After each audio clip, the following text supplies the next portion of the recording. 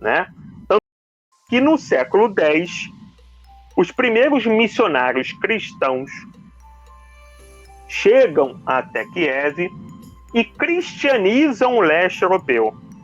Só que com um detalhe, né? A cristianização do leste europeu, né, e o século seguinte, o século XI, vai ser marcado pela chamada Cisma do Oriente, quando a Igreja Ortodoxa, né, que é justamente toda a Igreja cristã do leste europeu, rompe com o Papa. Então, ela rompe com a Igreja Católica Romana, né? Ali você tem uma divisão na Europa. A gente muitas vezes, né, por conta da escola, sobretudo, a gente só acha que, né, o primeiro cisma foi a Reforma Protestante do século XVI, mas já no século XI teve esse rompimento, né? Então, né, o leste europeu segue a Igreja Ortodoxa e a Rússia, a Ucrânia, né, vão se destacar nesse processo, né, de fidelidade à Igreja Ortodoxa, enquanto que, né, a Europa Central e a Europa Ocidental segue a Igreja Católica Romana. Pois bem, né, então, até o século XIII, né, a Rússia de Kiev estava indo bem, agora cristianizado, mas no século XIII começa a surgir uma grande ameaça, né, a invasão dos povos tártaros, os mongóis, liderados por Gengis Khan, né, o governante mais importante desse grupo, né, que tinha como objetivo fazer um grande império, né, dominando ali o centro da Ásia e, né, grande parte desse leste europeu. Né, para você ter uma ideia, ele chega até o centro da Europa ali, a cidade de Viena. Né? A expansão só não foi maior porque o filho dele acaba morrendo e esse processo é paralisado por conta de brigas, né, de sucessão interna. Né? E aí, né, Kiev, embora não tenha sido dominada, né, ela não foi ocupada pelos mongóis, mas toda a região em torno acaba sendo dominada. Kiev perde prestígio.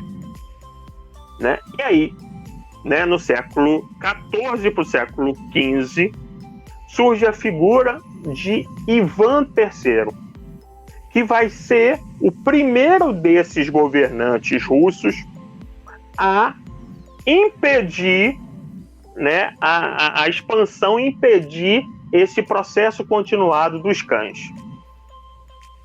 Então, ele faz com que, né, o Império Tártaro ele não consiga mais sucesso, né, e, ao mesmo tempo, ele percebendo que Kiev não tem mais condições de ser a capital do Império, ele transforma, né, a região do Principado de Moscou como sendo a nova capital.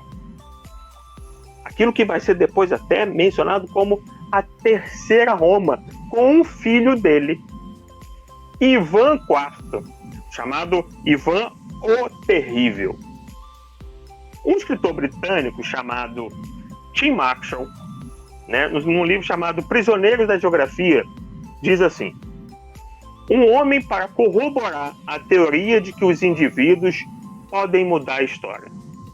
Sem sua personalidade, que misturava completa crueldade e antevisão, a história russa teria sido muito diferente. E, de fato, se a gente for pensar, né, muitas dessas mudanças históricas acontecem por uma única pessoa. Ivan o Terrível é um exemplo, Napoleão é outro exemplo, né, Hitler é outro exemplo, né, e outros tantos, até na atualidade, a gente percebe que tem essa mesma configuração.